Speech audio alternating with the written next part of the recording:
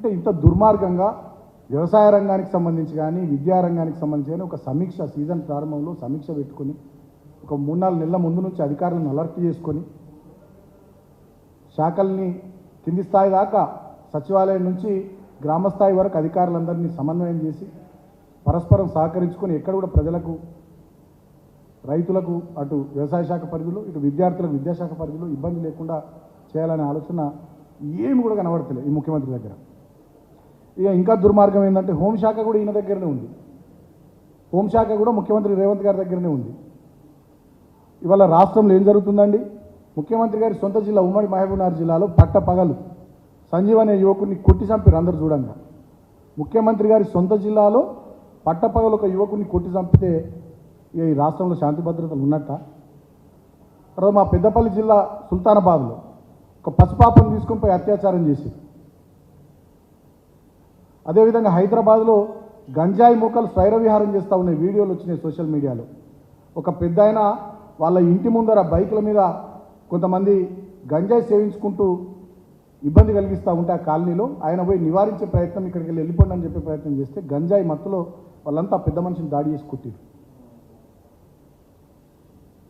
So రాష్ట్రంలో ఒకవైపు ముఖ్యమంత్రి సొంత జిల్లాలో హత్య, పెద్దపల్లి జిల్లాలో ఒక చిన్నారిపై అఘాయిత్యం అత్యాచారం, హైదరాబాద్ లాంటి విశ్వనగరంలో ఈ రకంగా గంజాయి మూకలు బరి తెగించి స్వైర విహారం చేయడం, పట్టపగలే హైదరాబాద్లో దోపిడీలు అవుతుంది. చాలామంది చెప్తా ఉన్నారు, నిన్న మొన్న ఈ 4-5 రోజుల నుంచి దోపిడీ దొంగలు అవుట్స్కట్స్లో కానీ ఇంకా కొన్ని ఏరియాల్లో దోపిడీ దొంగలు బీభత్సం చేస్తూ ఉన్నారు. అంటే విశ్వనగరం హైదరాబాద్ వల్ల ఒక విషాద నగరంగా మారిపోయింది. ఇవాళ సాక్షి పేపర్ అనుకుంటే బహుశా వాళ్ళు ఎక్కడెక్కడ ట్రాఫిక్ పోలీసులు ఏం చేస్తున్నారు అనేది, ఏ సిగ్నల్ దగ్గర ఎవరెవరు పనిచేస్తున్నారు ఎవరు పనిచేస్తలేరని ఒకటి స్టోరీ చేసి. సో హైదరాబాద్లో ట్రాఫిక్ అస్తవ్యస్తం అయిపోయింది. ఆ రోడ్లు కూడా మొన్నటి వర్షాలకు గుంతలమైపోతే ఆ పాటోల్స్ పూడ్చిన వాళ్ళు లేరు, హైదరాబాద్లో డ్రైనేజీలు శుభ్రం చేసిన వాళ్ళు లేరు, చెత్తా చెదారం తీసేసిన వాళ్ళు లేరు. విశ్వనగరం కాస్త ఇవాళ విషాద నగరంగా పట్టపగలే దొంగతనాలు, గంజాయి మూకల స్వైర విహారాలు, ట్రాఫిక్ ఇబ్బందులు, మర్డర్లు, బెదిరింపులు, దౌర్జన్యాలు విశ్వనగరాన్ని కాస్త రేవంత్ రెడ్డి గారి నాయకత్వంలో విషాద నగరంగా చేసింది ఆయన. అదేవిధంగా ఎన్నికల ముందు నిరుద్యోగుల్ని రెచ్చగొట్టింది చాలామంది. ఇవాళ ఏం జరుగుతూ ఉంది? నిన్న ప్రజావాణిలో పోయి ఈ రాష్ట్రానికి సంబంధించినటువంటి ప్రణాళిక సంఘం వైస్ చైర్మన్ చిన్నారెడ్డి గారి కాళ్ళ మీద ఒక యువతి పడి ఉద్యోగాల విషయంలో మాకు న్యాయం చేయండి అని బతుకులాడుకునే పరిస్థితి. అదేవిధంగా నిన్న ముఖ్యమంత్రి గారి ఇంటి ముందర గురుకులాల్లో డిఎల్, జేఎల్, పీజీటీ, టీజీటీ ఉద్యోగాలకు ఎంపికైనటువంటి అభ్యర్థులంతా కూడా ధర్నా చేసినటువంటి పరిస్థితి.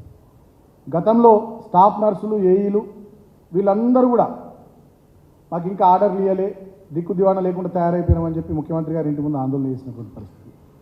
అంతేకాకుండా ఇక ఈ 1550 మంది ఈ గురుకులాల్లో జేఏలు, డిఎల్కి సంబంధించి వివిధ ఉద్యోగాలకు ఎంపికైన వాళ్ళకి ఇప్పటిదాకా ఆర్డర్లు ఇవ్వలే, వాళ్ళని తిప్పుకుంటూ ఉన్నారు మంత్రుల ఇళ్ళ చుట్టూ, ముఖ్యమంత్రుల ఇళ్ళ చుట్టూ.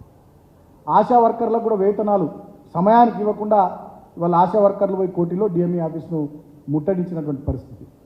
అంటే పరిపాలన మొత్తం ఎక్కడ కూడా సరిగా లేకుండా గాలికి వదిలేస్తున్నారు.